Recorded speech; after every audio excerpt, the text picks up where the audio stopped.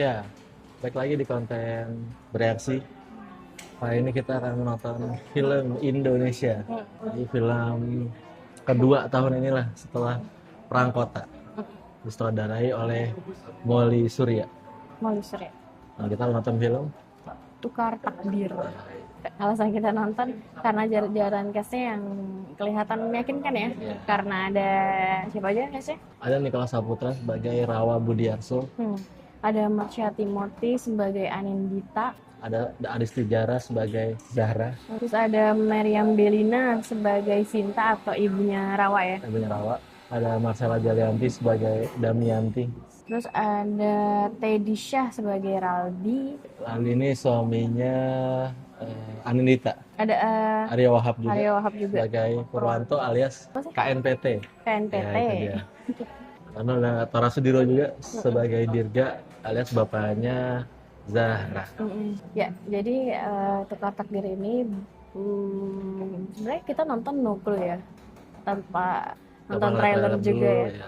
Jadi kita nggak tahu ceritanya itu tentang apa. Ternyata pas nonton tuh dia tentang apa sih? Kecelakaan pesawat. Kecelakaan pesawat ya. Jadi namanya Nicholas Saputra sebagai tokoh utamanya, siapa namanya? Rawa ya. Terbang dari Palu ke Jakarta ya. Nah terus bersama suaminya, penumpang. iya semua penumpang, termasuk suaminya Budita ya tadi dan si pilotnya Pak Dirga. Pas di tengah-tengah perjalanan ada ledakan iya. di pesawat. Udah gitu mereka langsung turbulensi dan Jatuh langsung ke hutan di Kalimantan. Nah kayak gitu. Intinya sih sepanjang film ini menceritakan tentang kecelakaan pesawat, bagaimana mereka akhirnya survive ya, terus dan beberapa orang yang belum bisa menerima takdirnya. iya gitu. That's why kenapa filmnya namanya Tukar Takdir. Jadi tuh sebenarnya Tukar Takdir ini tuh karena pada dasarnya si Rawa ini duduknya bukan di tempat duduk dia ya. Jadi dia di 36 D harusnya 36C tapi dia di 36D yang dimana 36D ini harusnya ditempati oleh suaminya Budita tadi. Siapa namanya tadi? Raldi. Nah tapi kata Pak Raldi, oh nggak apa-apa, udah nggak apa-apa, sama aja. Nggak apa-apa kok, sama aja. Ya.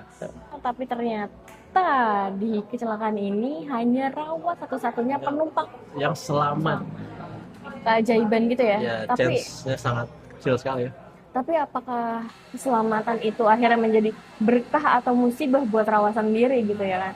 Nah dijelasin lah dari sini, Pop ini menunjukkan gimana juga perjalanan si Rawa sebagai korban survival yang satu-satunya saksi hidup ya, yang pasti dia harus diwawancara sana sini, diselidikin sana sini, bahkan dituduh ketika sana sini. Iya, bahkan ketika dia pun baru sembuh dari kecelakaan yang sangat traumatis gitu ya buat dia. Itu kan kecelakaan pesawat dan dia juga mengalami patah tulang. Iya pokoknya lumayan serius juga ya kondisi dia gitu.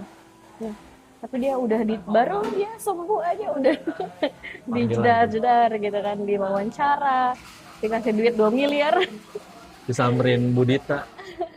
Kenapa kamu bertukar kursi dengan suami saya? Iya benar. Pokoknya intinya blaming dia penuhnya gitu ya. Terus juga pihak pesawat akhirnya memberikan dia 2 miliar, sedangkan korban-korban yang meninggal dikasihnya 1,25 miliar gitu kan. Terus kan merasa kayak, karena di situ pun Rawa saat kondisinya setelah after kecelakaan juga nggak stabil ya, jadi kayak punya trauma, terus rasa bersalah yang besar gitu loh, karena satu-satunya survivor dari kejadian naas ya. Ya lumayan bikin dia merasa terbebani sendiri ya.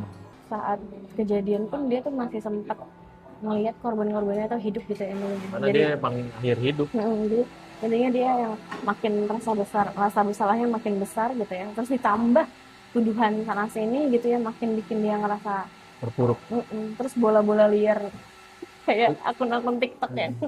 Dia bawa bom lah. Iya, atau apalah gitu. Jadi di sini juga filmnya dijelasin tentang gimana survive-nya si Rawa dalam after kecelakaan gitu. Nah, kalau yang lain kan lebih ke keluarganya ya, entah itu Zahra, ibunya Zahra dan suaminya, istrinya ya.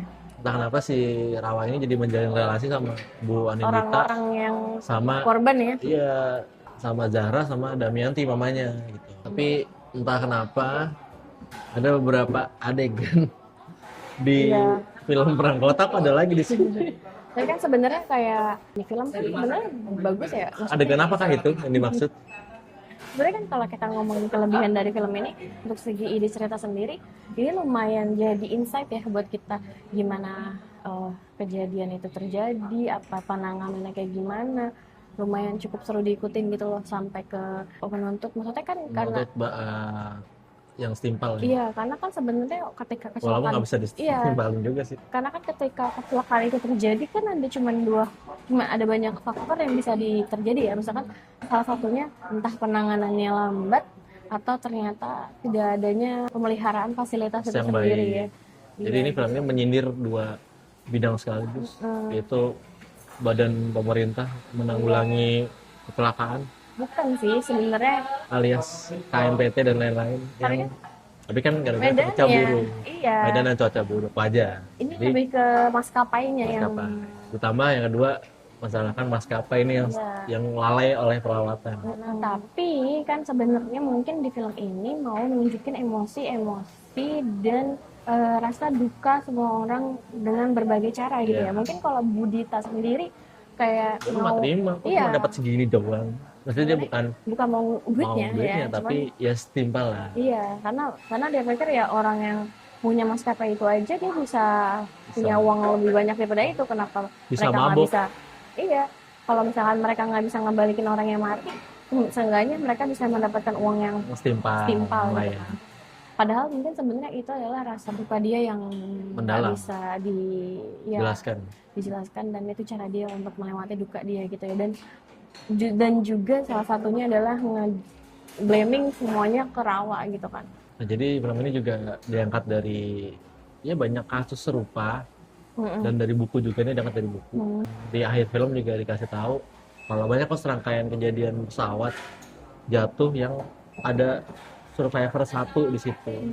Jadi selamat cuma satu. Nah itu dia. Ya menggambarkan lah. Dan beberapa hal di film ini yang kita nggak tahu gitu. Maksudnya betul. Sebelumnya nggak tahu kayak ternyata ini nih cara reka ulang rekonstruksi kejadian. Dan penyebabnya gimana, cara mencari penyebabnya itu kayak gimana. Karena kan penyebab sendiri kan akan menentukan siapa yang harus paling bertanggung jawab dalam kecelakaan tersebut gitu kan. Apakah maskapai, apakah emang murni kecelakaan saja gitu. Mungkin di dalam selain tadi hal-hal yang disebutkan, kekurangannya dalam film ini tuh kadang agak serba nanggung gitu buat menceritakan sesuatunya. Misalkan dia mau menceritakan luka-lukanya orang-orang yang di situ ya, yang terlibat dalam kasus itu dari segi keluarga atau dari segi Rawa sendiri, menyampaikan emosinya kayak nanggung aja gitu. Mungkin untuk Mas Timo itu sendiri sih udah all out kayak dia udah mendeliver perannya dia dengan baik gitu. Cuman kayak apalagi scene-scene yang ceritanya menggambarkan dukanya si Zahra gitu ya, itu tuh kayak kadang beberapa wasting obrolan, dialog, scene yang kayak kenapa harus ada adegan-adegan seperti itu, dan sangat disayangkan karena itu bikin kita jadi kayak begitu loh. Terus, ini tuh masih kecelakaan terus sudah dijak begitu-begitu, kayak sangat disayangkan aja sih. Walaupun sebenarnya apa yang mau disampaikan sama si filmnya ini tuh bisa dimengerti gitu, alasan kenapa dia melakukan hal itu dan hal, tapi kenapa harus lewat adegan seperti itu gitu. Ya, sangat disayangkan. Jadi kayak nontonnya tuh serba kayak gitu deh. Terus juga CGI aduh ya kita nggak bisa ngomongin ya. Lumayan. Walaupun di akhir ada logo Cekar Takdir beton retak sih, aneh banget sih itu. Untuk selebihnya ya itu tadi sebuah insight dari film gitu ya ternyata. Kenapa rating untuk film Cekar Takdir? 7/10. 7/10, aku 7,5/10. Karena ada Zara. Ya refreshing lah dari film horor, film drama yang gitu-gitu aja. Emang Molly Surya the best lah kalau buat perihal cerita-cerita seperti ini. Walaupun kadang dia memang eksekusinya kadang yang bisa di-deliver lebih baik lagi gitu. Cuman kalau yang dia bikin gitu, maksudnya plotnya ataupun alurnya gitu sebenarnya oke-oke aja gitu kan. Gitu. Cuman kadang eksekusinya nggak sesuai ekspektasi aja. Gitu. Ya gitu aja. Sampai ketemu di konten bereaksi selanjutnya. Jangan lupa like, comment, dan subscribe. Bye bye. Bye bye.